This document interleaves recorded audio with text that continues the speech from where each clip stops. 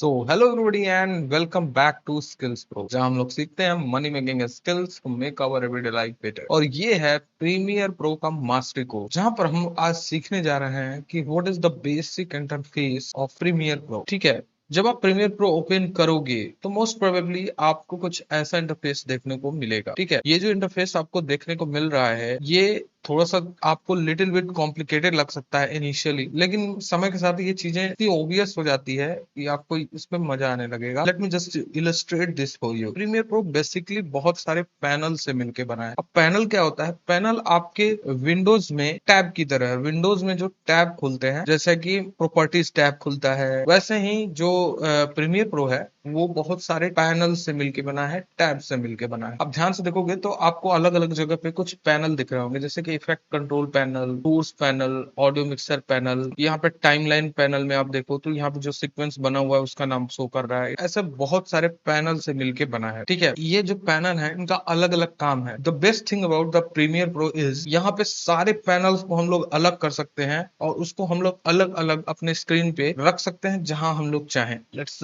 इसे मैं उठा के ऐसे यहाँ पे रख दूं तो मेरा इफेक्ट कंट्रोल यहाँ पे दिख रहा है। अब मैं इसे साइज को एडजस्ट भी कर सकता हूँ। जब यहाँ पे आप कर्सर लेके आओगे तो ये कुछ ऐसा हो जाएगा और इसको मैं एडजस्ट भी कर सकता हूँ। तो मेरा जो इफेक्ट पैनल है वो यहाँ पे दिखने लगा है। ठीक है, मैं इससे भी एडजस्ट कर देता हूँ। ये जो ऑडियो मिक्सर का पैनल है। ठीक है, अब मैं इसे यहाँ से उठा के अनडॉक भी कर सकता हूँ। अनडॉक करने का मतलब ये बाहर निकल जाएगा। लेट जस्ट इसे अगर मुझे किसी दूसरे स्क्रीन पे रखना हो तो मैं इसे उठा के उस दूसरे स्क्रीन पे रख सकता हूँ। ठीक है, अभी के लिए मैं इसे वापस से, ठीक है, अब जैसे मैंने अभी क्या किया कि अभी इसे मैंने डिलीट कर दिया तो यहाँ पे आपको फिर से इफेक्ट कंट्रोल पैनल नहीं दिख रहा होगा। तो ये कहाँ से दिखेगा? तो यहाँ जब आप ऊपर आओगे तो यहाँ पे एक विंडोज टैब दिख रहा होगा और यहाँ पे जब नीचे जाओगे तो आप जितने भी पैनल आपके प्रीमियर प्रो में होते हैं वो सारे शो हो रहे हैं और यहाँ से मैं किसी भी एक पैनल को ओपन कर सकता हूँ। मैंने किसे क्लोज किया था?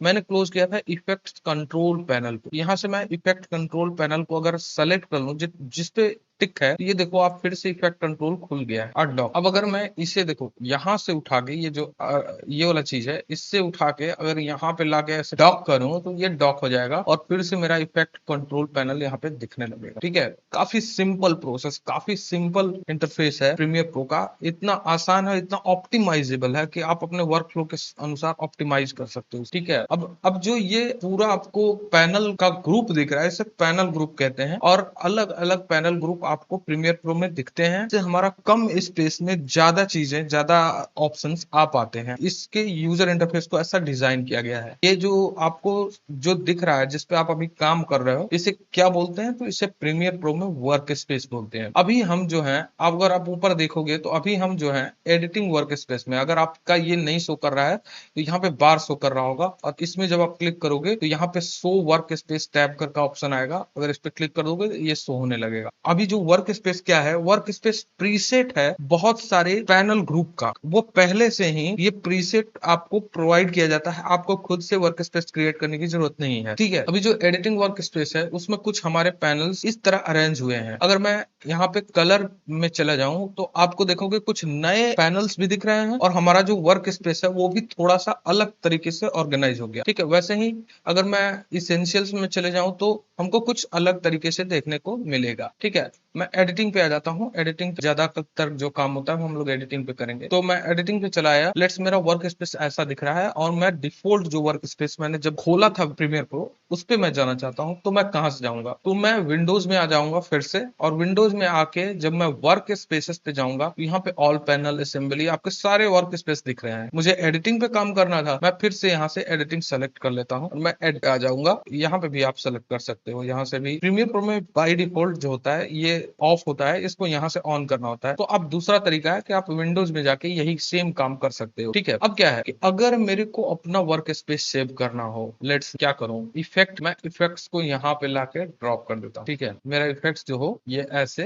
बगल में रहे। ठीक है, इसको भी एडजस्ट कर लीजिए। ये मेरा वर्क स्पेस रहे और मैं ऑडियो मिक्सर को, मेटा डेटा को क्लोज कर देता हूँ, क्लोज कर देता हूँ और मार्कर्स हो गए, प्रोजेक्ट पैनल, मीडिया ब्राउजर। ठीक है, मैं ये मेरा वर्क स्पेस रहे। मैं चाहता हूँ ये मैं जब काम करूं तो मेरा कस्टम वर्क स्पेस ऐसा दिखे जब भी मैं ओपन करूं प्रीमियर प्रो। तो मैं विंडोज में जाऊंगा, वर्क स्पेसेस में जाऊंगा और यहाँ पे save as a new workspace पर क्लिक करूंगा। तो मैं इसे नाम दे सकता हूँ, let's say demo work space नाम दे देता हूँ और इसे सेव कर देता हूँ। तो ये मेरा वर्क स्पेस सेव हो गया। अब मैं अगर किसी दूसरे वर्क स्पेस पे हूँ, किसी दूसरे वर्क स्पेस में काम कर रहा हूँ, अब मेरे को मेरे वाले वर्क स्पेस में जाना है, तो यहाँ पे डेमो वर्क स्पेस करके होगा, हाँ इस पे मैं क्लिक करूंगा तो मेरा जो वर्क स्पेस मैंने सेव किया था वैसे यहाँ पे देखिए, यहाँ पे मेटा डेटा का टैब ओपन नहीं है, यहाँ पे इफेक्ट कंट्रोल यहाँ पे है, ऐसा ही मैंने किया था, ऐसा ही ओपन हो गया।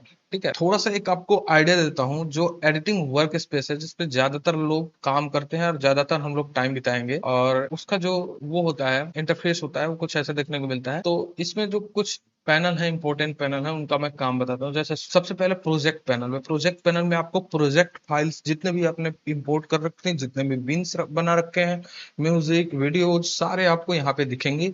यहीं से आप टाइमलाइन में चीजों को इंपोर्ट करते हो। लेट्स ये पिक में ये मेरा स्टील इमेज है, सोर्स व्यूअर में व्यू करना है इसको, मुझे डबल क्लिक करूंगा तो सोर्स व्यूअर में व्यू हो जाएगा यहाँ पे। वैसे ही ये सोर्स व्यूअर का काम है कि आपको जो भी मीडिया फाइल्स है उसको व्यू करना है तो आप सोर्स व्यूअर में कर सकते हो। प्रोग्राम फाइल्स में आपका जो टाइमलाइन चल रहा है जिस पे आप एडिटिंग कर रहे हो वो आपको एक्चुअल एडिटिंग यहाँ पे व्यू होते दिखेगी।